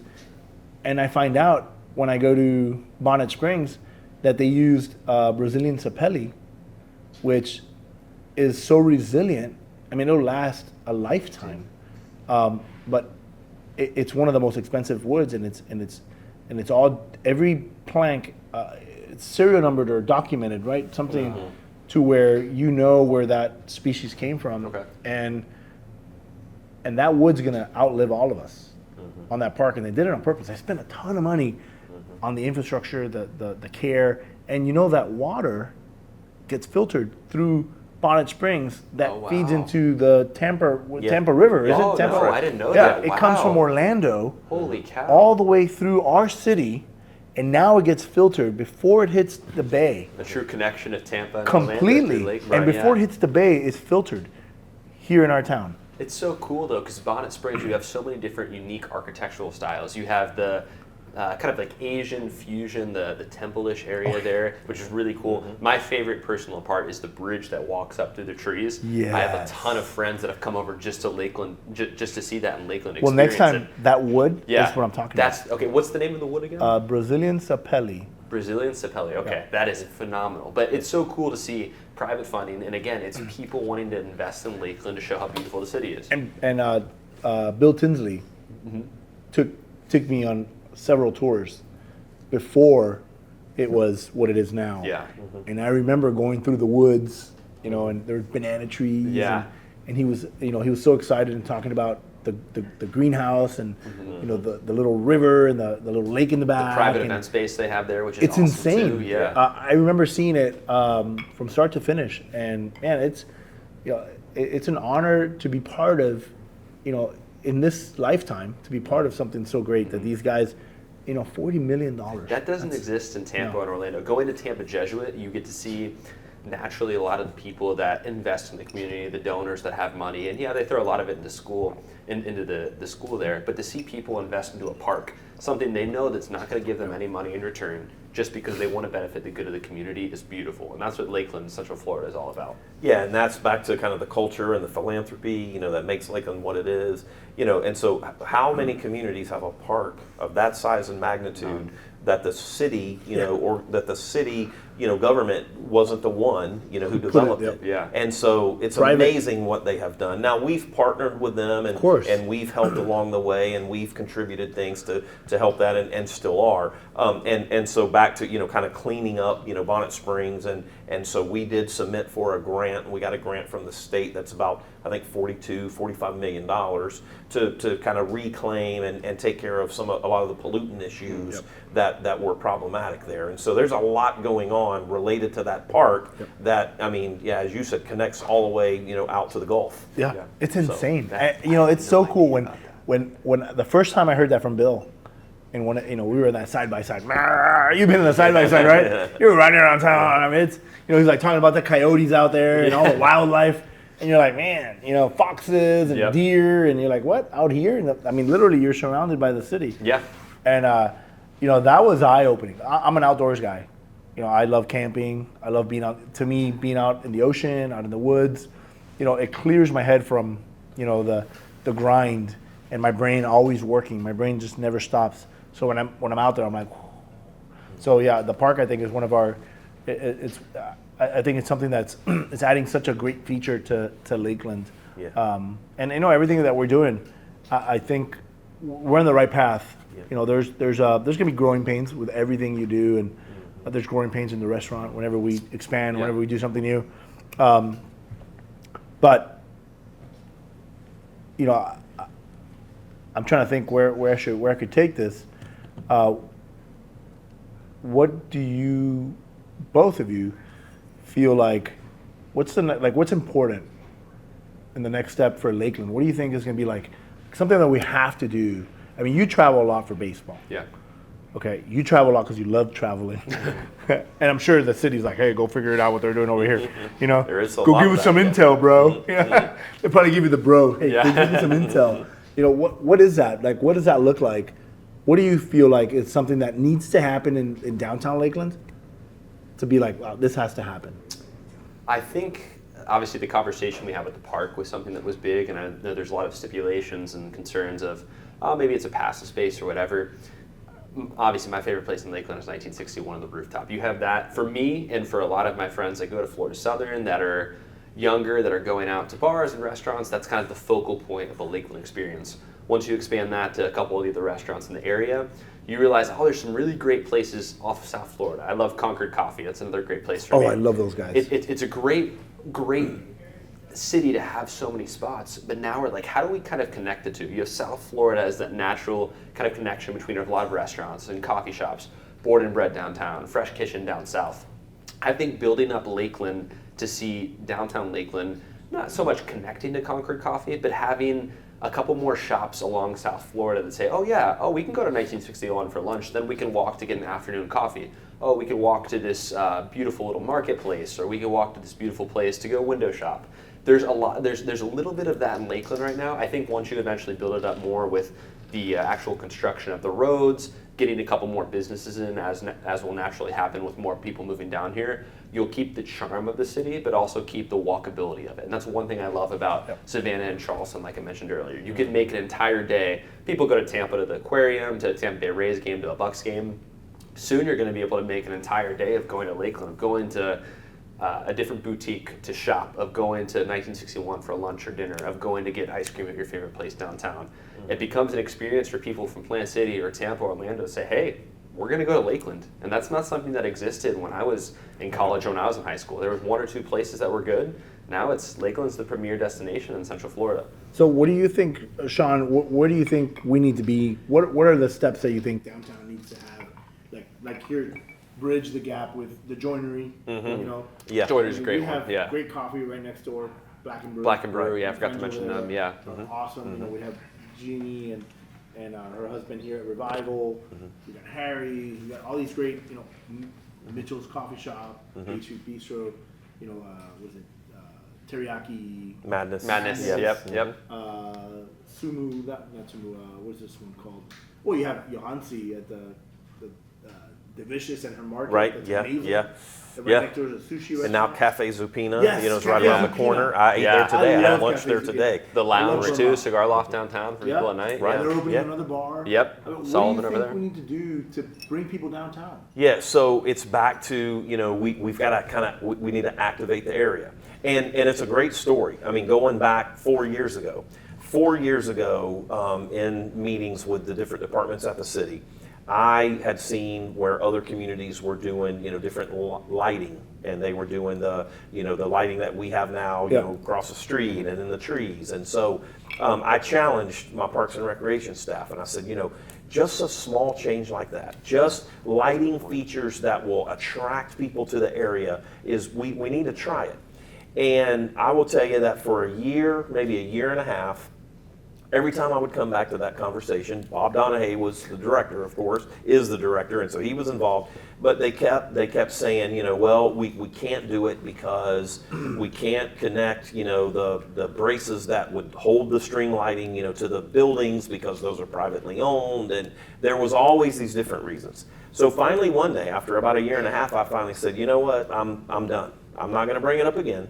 You guys have told me all the reasons why we can't do it and how we can't do it. And so I'm just done with it. I'm not gonna ask anymore. Well, it wasn't 3 days later, Bob said, hey, can you meet us downtown? We've got some ideas. And so they had come up with what you see today, which was a way to create these slings to put up in the trees, to run the string lighting, you know, to those, Yep. rather than attaching them to the buildings. And we saw immediately the interest that elevated in people coming downtown when we just did nothing but enhance it with some outdoor lighting features. So we got to continue that. Shoot, use that in the downtown park. Yeah. That's right. Well, Some but lighting features. that's a big Yeah. part of what in revitalizing the downtown park. So we've got to get that revitalization effort going. But JJ is a smart guy, and he hit on it. It is the connectivity. Okay, it's kind of what I even talked about earlier. It is we've got to expand the downtown core and make that connection to the other areas that will make us an attractive place for people to come and visit, and for the residents who live here to enjoy. And you know, I think about, and I do love to travel, and so when I go to Boston, I love Boston. And I don't think anything about walking miles. I don't have a car with me. I go to Detroit now about every other month. And when I'm in Detroit, I don't have a car up there, and I walk everywhere. You know, when you go to other communities like that, you don't think twice about it. So it is a little bit of a culture change here. We got to understand that you don't need to park in front of every location you want to go visit. Walk. But you can also use scooters. You can use bicycles. Yeah. You can use skateboards. And so that connectivity element is what I think we've got to grow. Back to, we need to be able to connect downtown to Dixieland with safe, you know, paths for people to be able to walk and bike and drive. We need to do the same thing over to the RP Funding Center, out to Bonnet Springs. We need to do the same thing down to, you know, Lake Mirror and some of the upcoming development out, you know, Rose Street with some opportunities there, and really kind of expand. And when we do expand, then we do have more amenities that are going to develop, because you're going to have an audience that's going to come and want those things, and then you're going to have all those choices that everybody wants. So here's a really good one on that, because there's got to be a starting point. Like, what do you think is the starting point? Like, where do you start to grow that? Like, do we start in the downtown area, like in these, you know, in the four corners of downtown? Like how do we? You've seen it start. So it is back to that Dixieland corridor, road diet that we don't refer to Hey, as hey, a hey, road you diet said the anymore. diet. We call it a lane realignment. But It's a lane realignment, sir. It's that. It's the Downtown West study, planning study that we've now completed that contemplates and demonstrates all of those connected routes. Now look, we have some challenges. Yep. Just like the Dixieland corridor lane realignment is a challenge. One of the big challenges that we have in the connection from kind of like the Downtown West RP Funding Center area to Bonnet Springs is we have the railroad tracks there. Yep. And that's very difficult because how then do we create that connectivity when you've got the railroad tracks to overcome? To go over it with like a pedestrian bridge is extremely expensive.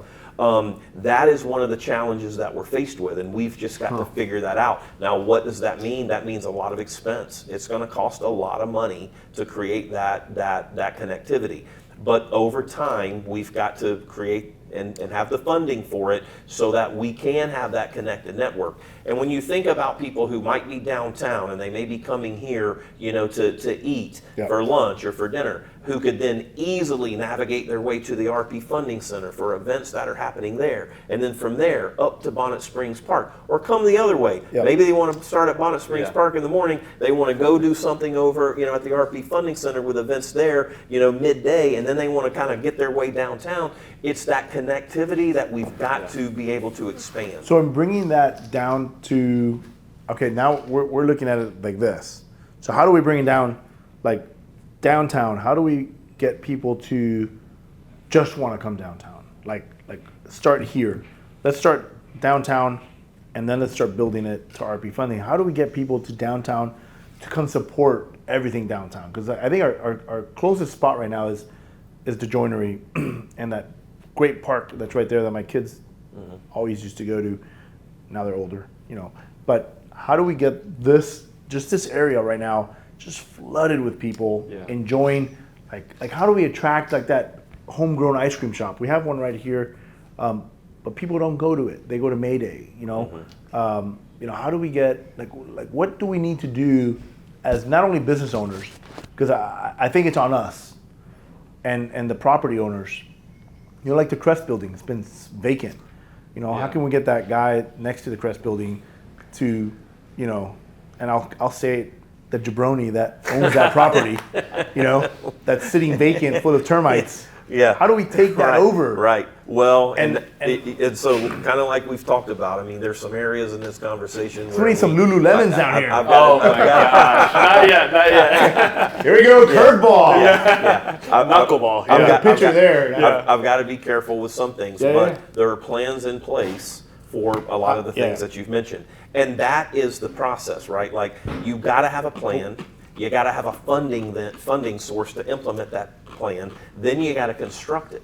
And that unfortunately takes a lot longer than people have energy patience for. But when you go to the great stories of Detroit and how they have revitalized and brought back their downtown. When you think about what Charlotte has accomplished and all the Greenville, South Carolina, none of that happened quickly. No. You go meet with the folks, and I've gone and met with those mayors and those city managers and those economic development people and those community development folks, and what they will tell you is joined the LADC. they will tell you it doesn't come quickly. That's got to be a long-term plan, and it's hard to have the patience. It's hard for people to have the patience right now in that lane realignment. But the plan's in place. We're getting there. It will happen. Is there somebody on the gas pedal just pressing We're all that we can. Now, again, that one, and this is where a lot of people just don't understand all the challenges, just like in that one. Most people think, hey, that road runs right through the middle of the city, so the city could do whatever they want to fix that. It's a FDOT. That's a DOT state From a road. consumer's perspective, that's all we see. I know when I was at Florida Southern, a lot of people were like, why are they making this change?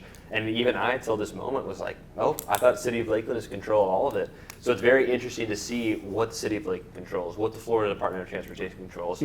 There's a huge, not miscommunication, but we don't really know what's going on behind the scenes. But it's cool to know, for the public to know, and especially from the consumer side, that we're in good hands and everything is going to work out for the greater good. I think, and here's just a thought, and I'm saying that they don't, I'm not going to say that they don't do it, but I think the city should have like a marketing person that is more vocal, that is out there letting the community know. Because I think we're such a sleepy town in that sense, where where our information, like it's like hey, we have free Are parking. you on Instagram? Do you see the LAL Today? Have you seen them Yeah. on Instagram? They're really good at kind of showing what's new in Lakeland. And from the city marketing side, Yeah. I think it would be really great. But I learned so much about them. No, yes. I remember when downtown, when you guys implemented the new stoplight rule, the red flashing lights, Oh, which I I think love was that. awesome. Thank you guys for People doing don't that. fly by here anymore Yes. when it turns green. That- That was to me was brilliant. That was brilliant, absolutely brilliant. Avelo Airlines coming out of Lakeland Airport, like I didn't know any of that Ooh. stuff. You wanna till I talk saw about the it. airport? Yeah, we'll talk about the airport in a second. Wait. But those people on Instagram are, Does that say awesome. Does that say Lakeland International? Well, while we're yeah, right on point. Right on yeah. cue, yeah. So that's Yeah. a sore subject right Yeah. now, huh? No, that's the airport restaurant. It's a great subject. No, no, no. I'm talking Now, about the restaurant. Oh, the restaurant, The yeah. restaurant, we've got to get worked out. But it's not a far stretch for anybody to imagine with more people coming in and out of there. That's going to attract more folks who want to operate, a restaurant out of that location.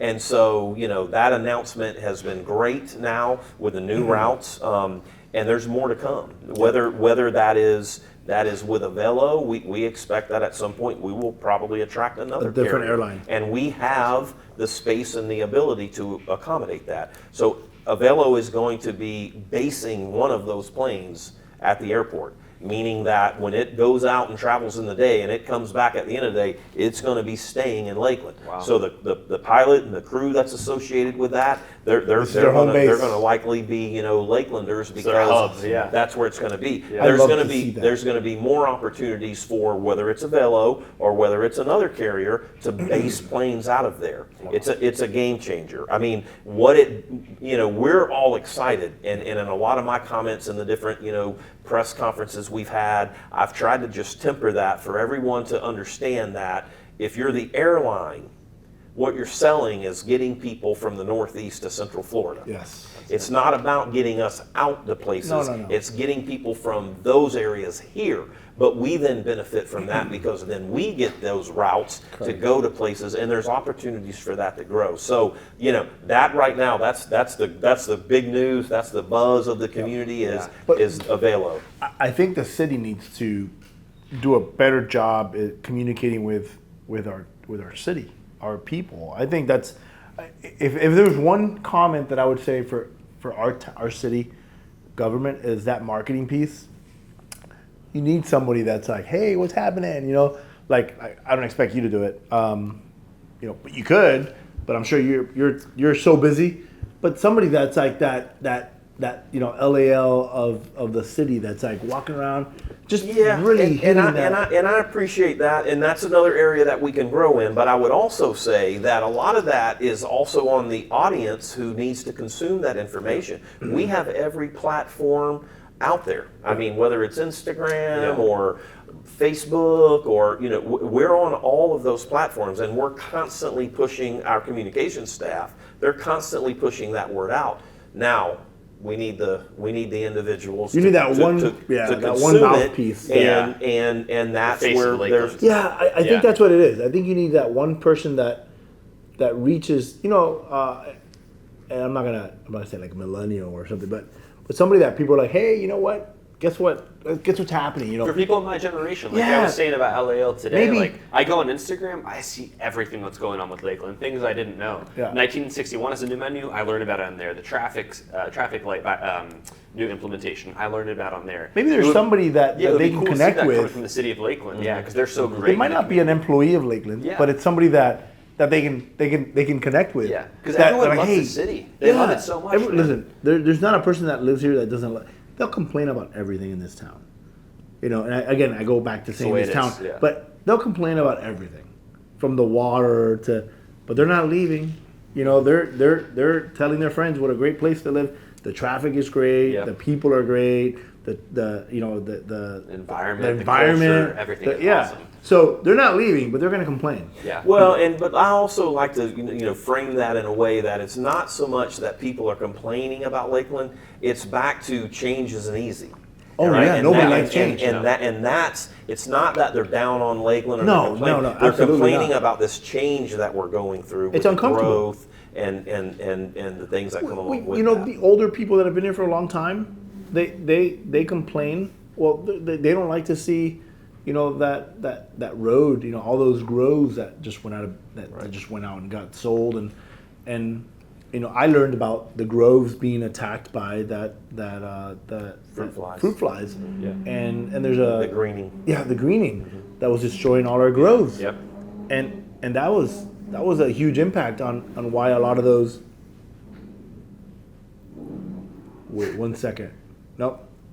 You know, all that greening and that was impacting our groves, and that's how they got sold. You know, our first house that we rented was in one of those groves, and I didn't know when I moved here. Wow. And talking to people that were older, they're like, yeah, we used to ride our dirt bikes down there. That was nothing but dirt over there, and you know, we would ride our dirt bikes from downtown to past your house. And I was like, really? And then I see a coyote running across the street, and I'm like, what the heck? I'm 548. That's where I used to live. And you're right. You know, people do have a hard time adapting and watching, you know, this town become a city, but still feel like a town. Yeah. And that's why nobody wants to leave Lakeland. You know, the younger people, the ones that were maybe 23, 24, they're like, Lakeland sucks. There's nothing to do, you know.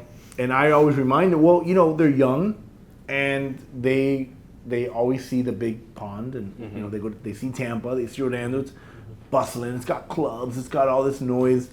And I always remind people, listen, this has been the best place to raise my kids. Yeah. You know, and I would take this over I'm from Miami. I would take this city over Miami any day. I would take this city over Tampa. I've lived in Chicago, I've lived in Colorado, I've lived in Virginia, I've lived all over the entire state of Florida.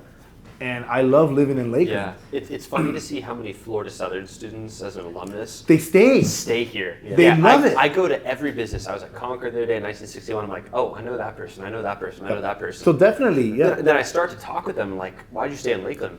Why would we leave? Lakeland has everything Yep. you want. It's a great place to raise a kid. It's a great place to start a family. It's a great place. There is nightlife. You look There's at so the much to rooftop, do in there's Lakeland. Everything covered, and it's not like this huge hub of Tampa of Orlando. Like, you can still know everyone. You can have these intimate relationships. We keep hitting on the culture again, but it's just a great place to be happy. Going around Lake yeah. Collinsworth, going all the trails we have, walking Circle downtown. B, the Circle biking, B, one of my favorite places. all the in connections for Lakeland. Yep. I bike a lot. Yeah. So, But- and I remember you biked a lot. Yeah. And you know, we used to ride all the connections Yeah. to Circle B and back. What don't we have here? You're right. Like A surf park. Yeah, No, I'm just kidding. five or six. Remember years- that? Yeah, and a different quality of life Yeah. than the people who live in Tampa and Yeah. Orlando and the like. And so look, none of us like the increase in traffic, Yeah. but that's going to happen when as we've been discovering, and more people want to live in Yeah. the culture and the amenities that they get to use that we have here because we have that quality of life. How would you feel about what? All right, so we're gonna try to Okay. get it kind of wrapped up. Everybody's glass is empty. Okay.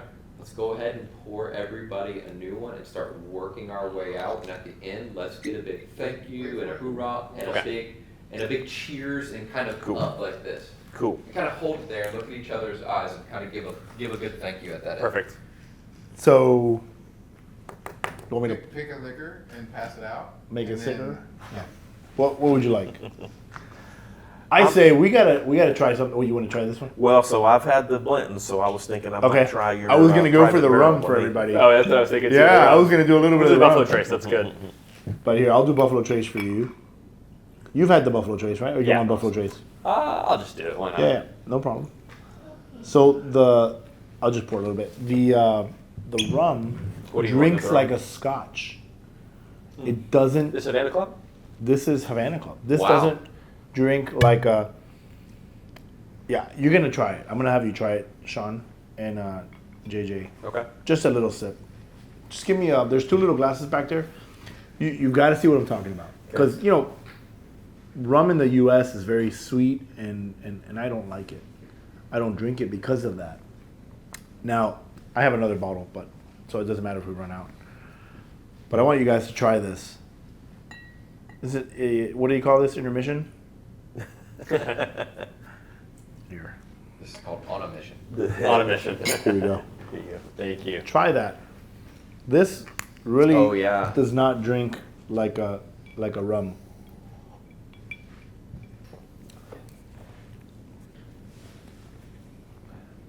It's not your typical rum. No, it's definitely not as sweet. Yeah, that would be Yeah. my The take. sweet is that factor you goes- don't have the Yeah. sweetness, right? Yeah. Isn't that crazy? Some of the things you get at Lugo's distillery are similar to that. They Yeah. taste more like a bourbon or a whiskey. This is smooth though. I mean, you don't get any burn at Very all. smooth. Yeah. That's what I was saying. Like if this is obviously there's an embargo, but I get this from Peru. But this stuff is amazing. That's excellent, actually. like that's why this bottle's almost gone. And this is straight out of Cuba. Yeah, thank you. You can have the rest of it. I'll give you the rest. You can have it. Yeah, So- the rest. Thank you. So wrapping it up, like, how would you feel about Lululemon and all these? Like, what if that happened downtown? Like, what do you think would happen? Is that like a draw, stuff like that? You have your ear to the pavement. Yeah, I mean, will we get there someday? Likely, but I still think that's a long way out, because I go back to and I think the best example of that is Greenville, South Carolina. They had a lot, there was a lot in common between where Lakeland is now and where Greenville was. Now when you go to Greenville and you walk down the streets, you have all kinds of different retailers, Lululemon and the like, all kinds of different restaurants and bars and, great amenities that people want to enjoy. So do I see Lakeland getting there at some point in the future? Absolutely. It's some of these challenges that we got to get through. Yeah. It's the things we've talked about, but the opportunities are there.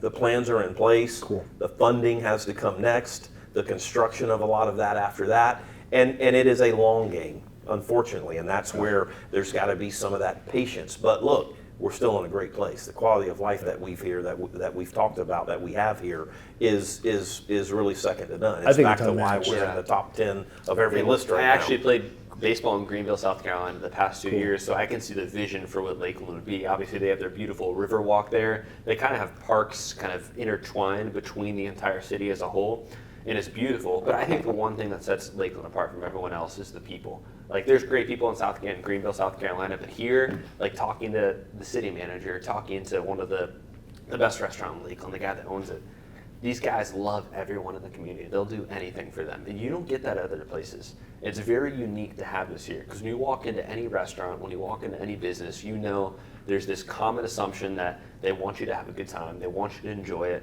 but there's this beautiful culture that brings everyone together, that knows this isn't Tampa, this is Orlando, this is small town Lakeland, even though more and more people may be coming here, and you're gonna see that over and over for the years throughout to come. And I know I'm super confident in getting to meet you, Shawn, and talk about those ideas. It's just optimism for Lakeland. One of my best friends just moved down here from Chicago. He loves Lakeland with his entire heart. He's like, oh, I can't wait to raise my family here. I'm like, dude, you've been here for a month. But that's how great it is to people. They go to these places and they're like, it's everything I could have ever hoped for and more.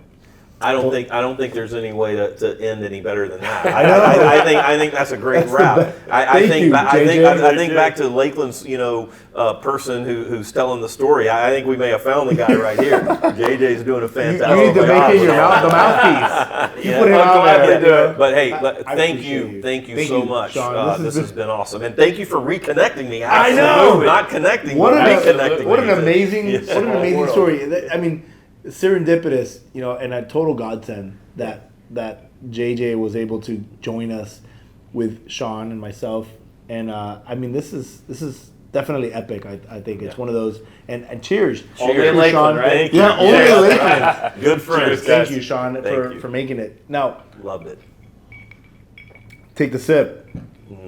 I know that you were a little nervous when you came in here. You're like, what am I going to get into? What is this guy, Mr. Marcos? I heard all the stories. Well, you saw the emails. Jen, who is my lifeline to everything, my executive administrative assistant, we were trying to figure out, like, what do we want to talk about? Is this going to be about like developments in Lakeland? Is this going to be a kind of get to know the city manager? Can I tell you the thing? truth? Whatever. So. I didn't look at any of those emails. But it ended up being a little bit of all of them, right? So, But when we were talking about the podcast, we're like, I just want to have something that's fun. yeah. That's lighthearted. We might hit on a few sore subjects for people, because I think it's important for people to know what's going on. Yeah. I want information. You can't avoid everything that's No, kind of you can't. controversial. You have to touch on it a little But you know what? You want Yeah. information. You want a little bit of everything, and it's fun. I mean, this has been cool. this is awesome. I mean, this has been awesome. The fact that I was able to connect you guys. Yeah. And there's a huge connect. That's how beautiful Lakeland is. That's what I love Seriously. about Lakeland. That connection to me was like, that was it. When I remembered, I was like, you and Bob Donahue are like, two peas in a pod. Yep. And I'm like, you guys are baseball guys. And I was like, shit, I hope JJ says yes. Yeah. And he was the first one to respond privately. Yeah. I was like, yes. And I had seen Steve today. Yeah, yeah. And I was like, I told Steve, I go, you know what? I think I'm gonna, somebody said, Steve should do it, and I was like, no, Steve's not gonna, Steve can't. Yeah. And I'm like, well, JG's already doing it. Yeah. And I was like, It was perfect. yes. It worked out perfectly, man. Yeah. Yeah.